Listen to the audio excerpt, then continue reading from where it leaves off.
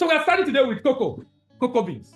Cocoa beans, the seed of Theobroma cacao, a foundation for chocolate, a beloved treat enjoyed worldwide. Cocoa beans is dried and fully fermented seed of Theobroma cacao, from which cocoa solid, cocoa butter are extracted. The major production is in West Africa. And of course, 75% of cocoa export in the world is from West Africa. Nigeria, Ghana, Cote d'Ivoire, Cameroon being the leading country in the export of this product. Typical production pattern is for a large main crop to be followed by mid crop. In West Africa, the main crop harvest starts in September, October period, and this extends to January, March, followed by the smaller mid crop, which is of lower quality than the main crop. In Nigeria, you can find cocoa beans in Ondo, Cross River, Oyo, Osun, Ekiti, Ogun, Edo, Kogi, Akwa Ibom Delta, Abia, Kwara, Ebonyi State, Rivers, Taraba, Adamawa, with an annual population production of about 350. Although I heard now it's lower because not so much investment is going into the production, and it looks like it's the trees that are all over planted that many are still harvesting. 98% of cocoa production is exported from Nigeria, and Ondo State is the highest producing state for cocoa beans. Now, specification. This is one of the very important areas in this conversation. Specification. 6 to 8% moisture. Beans count, 100 to 115 beans per 100 gram. Mold, 3 to 5% max. Slaty, 4 to 5% max. E. coli should be negative. Broken meats, 2 to 3% max.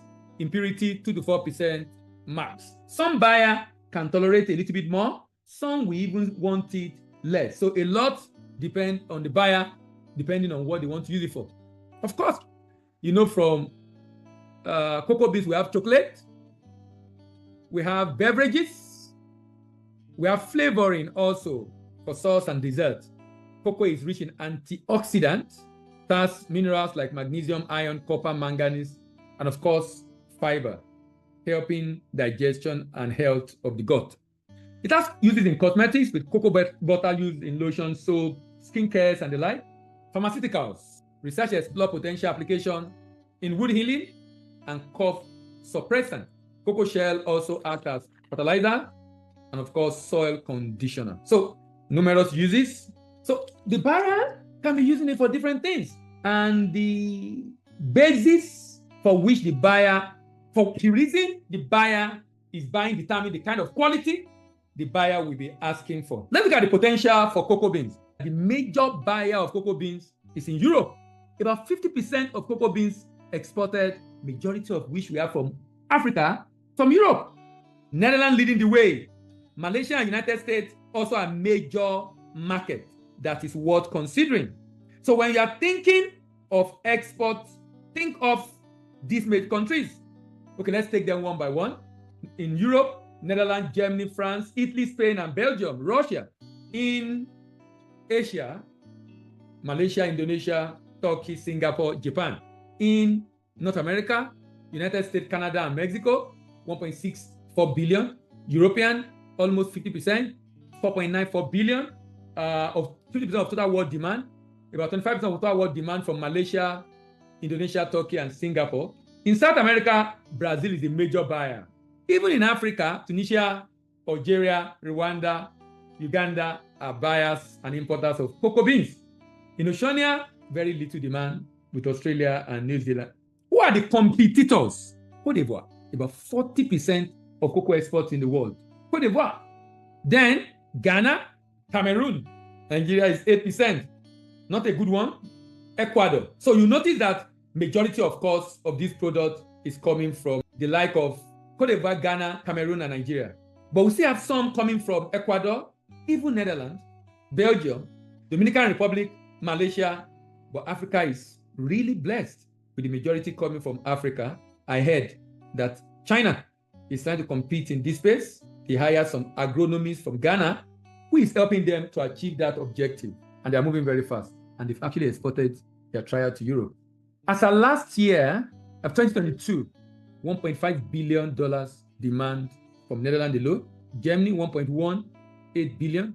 Malaysia 1.06, US 942 million, Belgium 865, Indonesia, France, Canada, Italy, Singapore. These are the total major markets. So if you are thinking of exporting cocoa, these are the markets you should be targeting.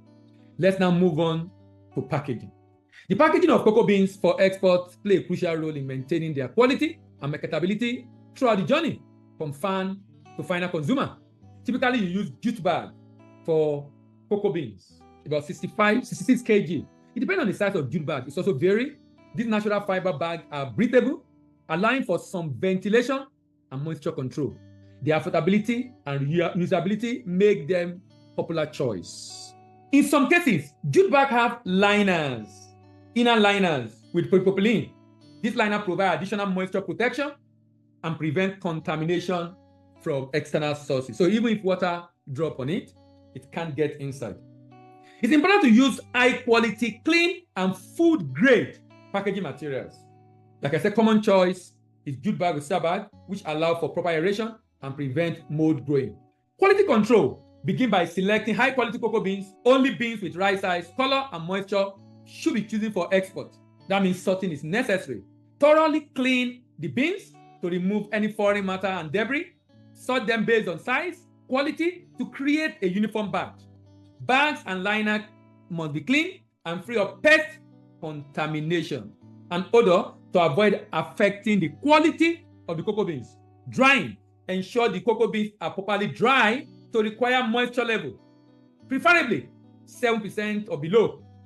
You know, the higher the level of moisture in any agro commodity, the higher the chance of microbial growth and spoilage from the port of loading to destination. Sun drying or artificial drying method can be employed. Maintaining optimum moisture of 6 to 8% is crucial to prevent mold growth, deterioration. Proper ventilation through jute bag or moisture control liner is vital. Very, very vital. Storage. Store packaged cocoa beans in cool, dry place with proper ventilation to prevent the growth of mold and fungi. When you say it's slaty, when we're talking about quality the other time, is the growth of fungi on it. Is the growth of fungi on it. Avoid direct contact with wall or floor. So that means when you are putting it in the store, the bag should not be on the floor. Maybe wood can be put on the ground or carton on the ground before storing it, so that the bag does not have direct contact with the wall. Transportation. During transportation, take precaution to prevent excessive moisture absorption. Shipping containers should be well ventilated to maintain optimal condition. Bag size and weight. Pack cocoa beans in standard size bag, typically weighing 60 to 65 kg, and this transportation facilitates handling and transportation. Like I said, the weight still depends a lot on a number of factors. The weight still depends a lot on a number of factors. And what I mean by that is that if you are exporting, the bag you're using determine what weight will fit inside, because there are different sizes for jute bags. Airtight sealing. Sealing the bag airtight to prevent the entry of moisture and contaminant, and this is crucial for maintaining the quality. Cocoa beans are typically packed in jute bag, of course. The bag are filled with cocoa beans and then sewn. There's a way they sew the mouth of the bag in the warehouse, tied securely to prevent spillage. And for the quantity that fits into a 20-feet container, it depends on various factors, including the weight and the volume of the bag, as well as additional packaging or palletization used. However, here is a general estimation, weight per bag. A standard jute bag or cedar bag used for cocoa beans typically hold about 60 to 65 kg. That's about 132 to 143 pounds of cocoa beans. The number of bags per ton. To convert to ton to bag, divide the total weight of cocoa beans in ton by the weight per bag in kg. For example, if each bag is 65 kg, 1 ton is 1,000. The number of bags will be 1,000 over 65. That's approximately 15.38 bags. So let's say approximately 15 bags. Now, a standard 20-foot container has internal dimension of 5.9 meters in length, 2.3 meters width, 2.9 meters height. The number of bags that fit a container depends on how efficiently they stack and to maximize the space. Stack and arrange the bag in the container.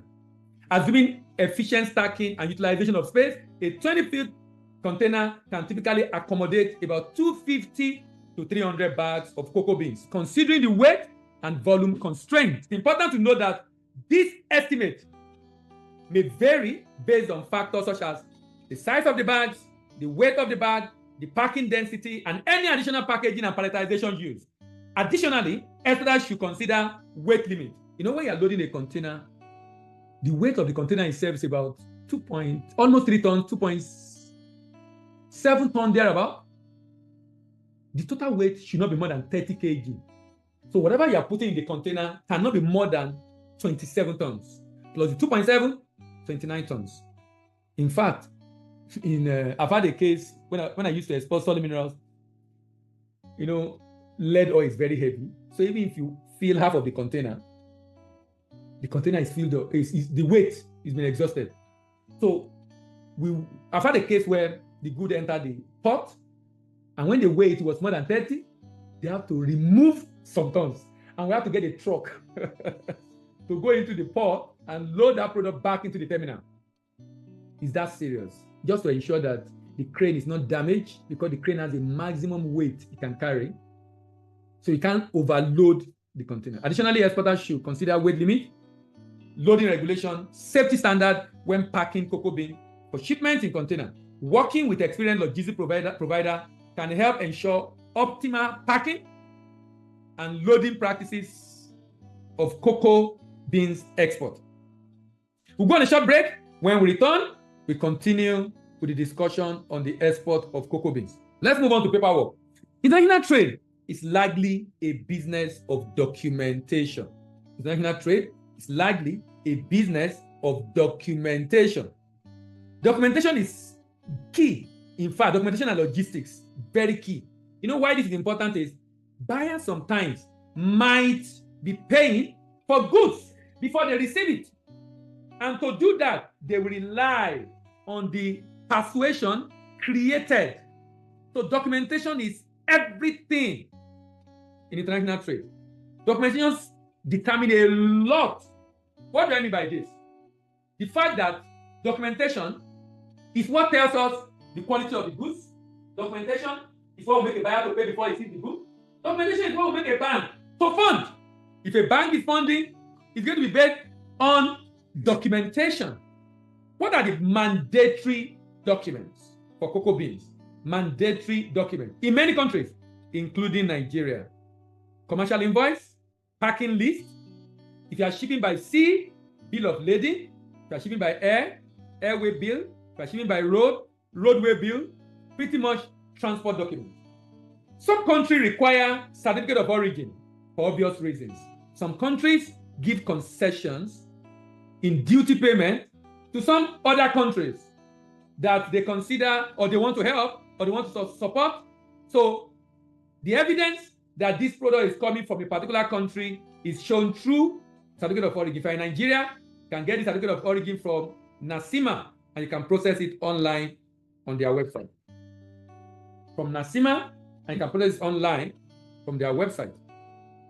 Then phytosanitary certificate. Someone said, how much do you think someone needs before engaging in exportation? It depends. It depends. If you are doing commodity, you definitely need between 15 and 20 million. If you are doing commodity, because most commodity today most commodities are a million plus. Most commodity are a million plus. And you need about between 15 and 20 tons to fill a container on the average. So you need, but if you are doing finished goods, maybe 10 million might be good enough. If you are doing finished goods, 15 million might be good enough. That means value added goods. It all depends on the product, the volume you are shipping also, the volume.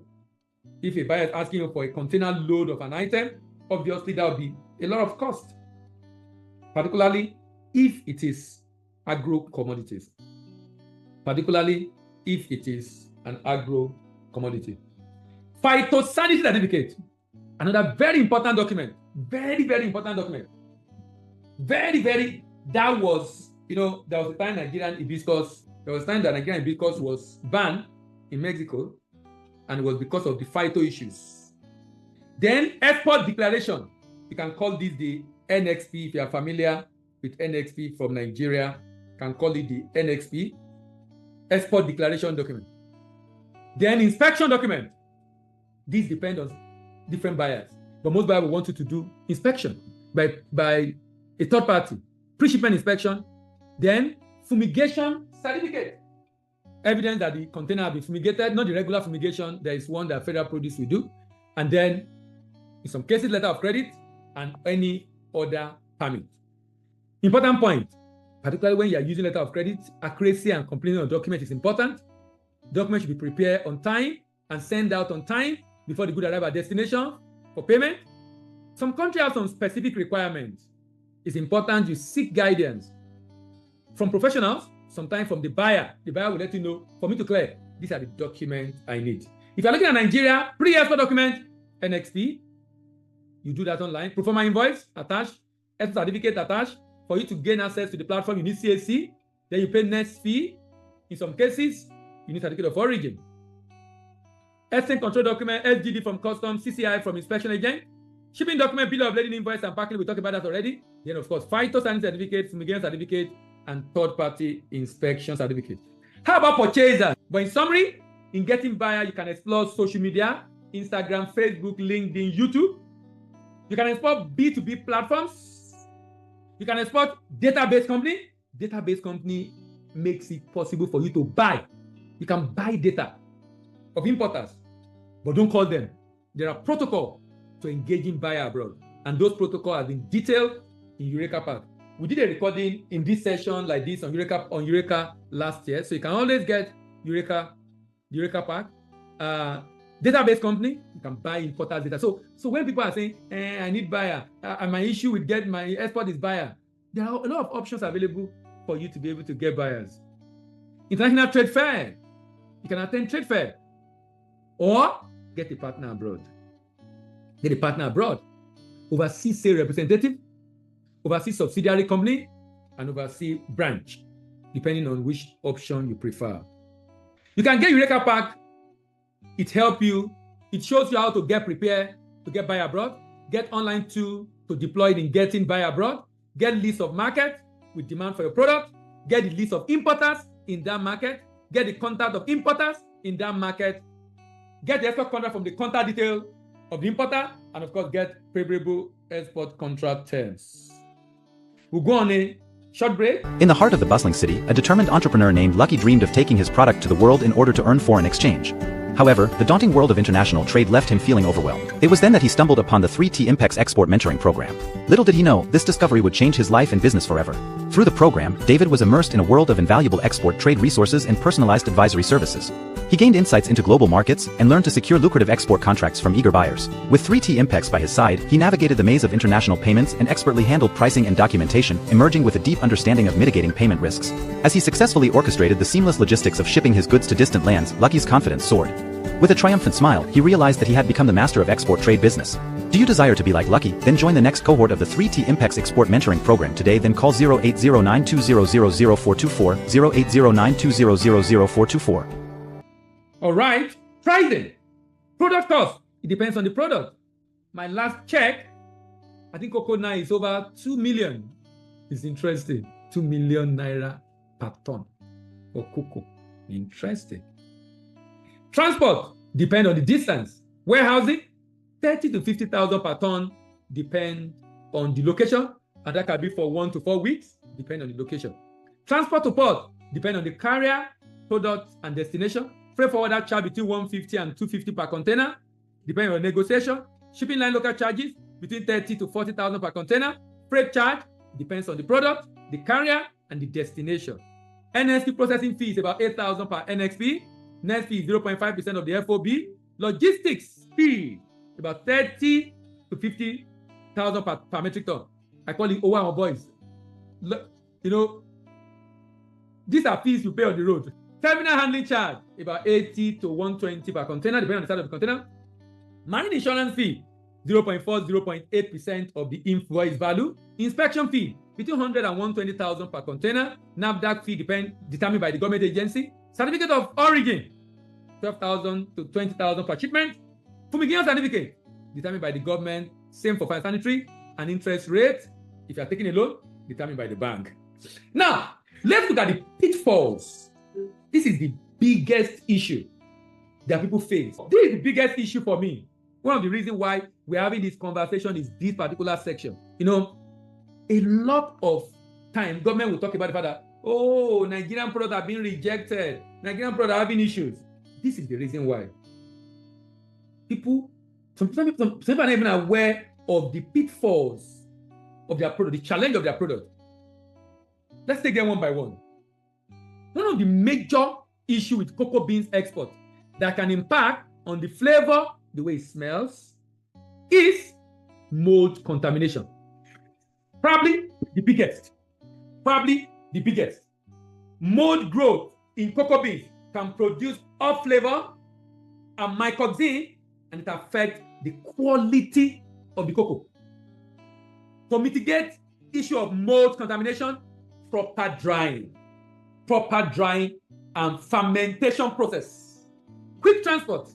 You know, sometimes when you see good stay so long on the road under the sun, these are part of things that affect the quality of our product. Quick transport, keeping the good on the road for long, affect the quality of the product. Storage to be well ventilated. So don't use a warehouse that is not well ventilated. On ventilation, well ventilated, dry condition help to prevent mold growth. So the beauty is the issues can be prevented. It's now left for you as an exporter to ensure you implement all these mitigation to prevent mold contamination in your cocoa beans. Fermentation irregularity. Inconsistent and incomplete fermentation can lead to undesirable flavor and affect the color of the cocoa beans. Incomplete or inconsistent fermentation. Inconsistent or incomplete fermentation can lead to undesirable flavor and affect the color of the cocoa beans. Mitigation. Implement standardized fermentation protocol. So that means every detail from the process, the quantity, the duration, everything is standardized so that there will be consistency. You can visit their website. You can visit Nigeria Agricultural Quarantine Service to get their contact detail and Federal Produce Inspection Service to get their contact detail. Implement standardized fermentation protocol, monitor temperature and time, and promote proper aeration during fermentation. Another issue is contamination with foreign material. Remember, these are commodities. Because they are commodity, they are easily prone to contaminations from the farm, the packing, the drying by sun, and packing again. All these processes actually affect sometimes the purity or the level of contamination that come in. Your job as an exporter is to check what you're buying from the farmers or the local buying agent or the merchant. Presence of foreign matter like stone, fish, dirt can occur during harvesting and processing and even drying. Implement thorough sorting, cleaning during the post-harvest handling process. Insect infestation. Insects, especially during storage, can cause physical damage and introduce off flavor. Implement proper storage practices, including control of temperature, control of humidity, and use insect-resistant packing. So there are bags that are already pre-treated that prevent the actions of insects. Poor bean size and uniformity. Inconsistent bean size can affect roasting and processing, leading to uneven flavor profile.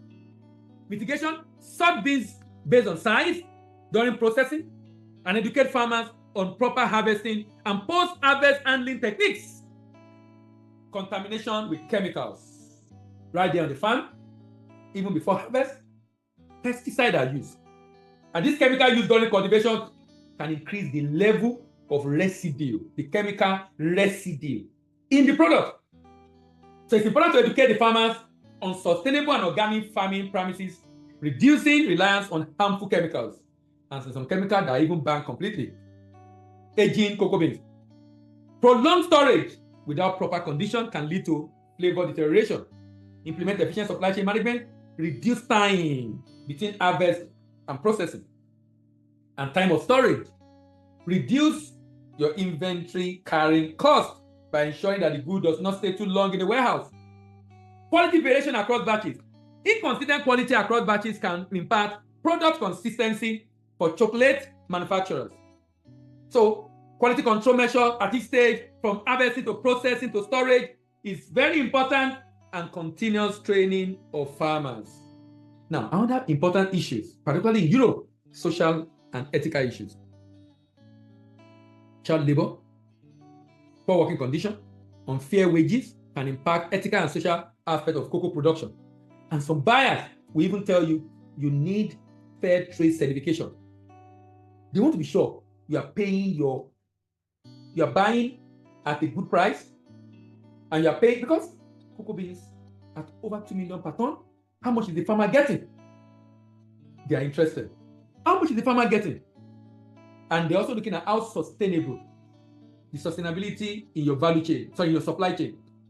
Support and participate in initiatives promoting ethical and sustainable cocoa production and ensure fair trade practices. Addressing these quality issues require collaboration among farmers, processors, stakeholders in cocoa supply chain. Implementation of good agricultural practices, quality control measures, and sustainable farming method is crucial for producing high-quality cocoa beans and ensuring the long-term sustainability of cocoa industry.